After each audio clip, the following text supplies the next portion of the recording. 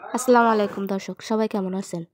আশা করি সবাই ভালো আছেন। আমাদের পেজে নতুন হয়ে থাকলে শেয়ার করতে ভুলবেন না এবং ফলো দিয়ে পাশে থাকুন। আমরা চলে আসলাম যশোরের ঝিকরগাছা গ্রামে।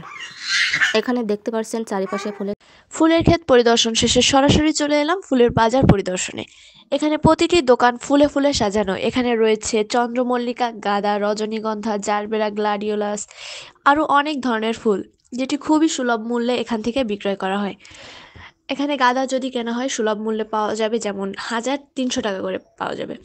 এছাড়া আরও অনেক ফুল রয়েছে, চন্দ্রমল্লিকা রয়েছে, খুব কম দামে এখান থেকে ক্রয় করা যাবে। সাথে রয়েছে মহিলাদের জন্য মাথার ফুলের ব্যান্ড, যেটি এখানে আসলে সবাই কম বেশি কিনে থাকে।